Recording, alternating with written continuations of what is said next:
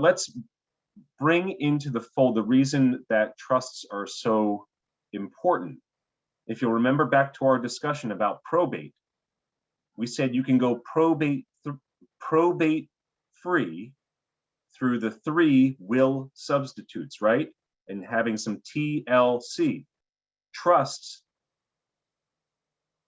are the T in that equation.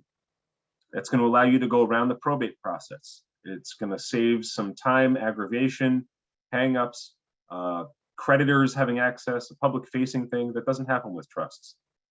There's a whole lot more benefit that we can have with trusts that we'll get to in time. One of the nice things is that they can be awfully customized to the client's specific needs in their specific situation. And what I hope we can arrive at after going through the next several weeks of looking at different trusts, the spousal trusts, the minor trusts, the grantor trusts, charitable trusts, all of the above, right?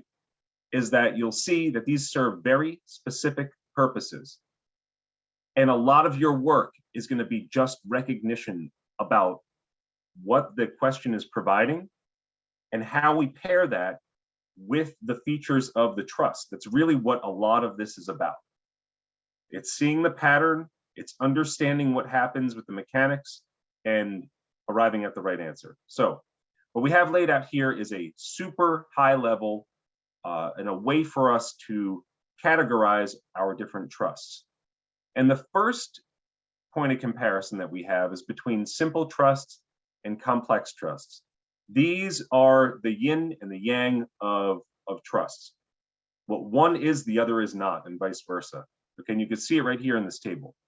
And that's really what you need to know.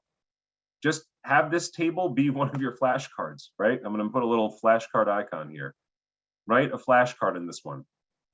Revocable versus irrevocable trusts. Another exercise in a mostly contrary concept, right, between revocable and irrevocable. With revocable, what you're prioritizing is flexibility. It's the right to fully amend a trust during one's life. Whereas with an irrevocable trust, what you're really prioritizing is security of the asset, possibly asset management that goes along with that, but it's protection. And there's other estate planning things that we'll look into as we go along. One is called the estate freeze. So what people will do with irrevocable trusts is they'll move an asset into the trust. It freezes its value for estate tax purposes and allows any of the future appreciation that happens within the container of the trust to be basically off the grid for estate tax purposes.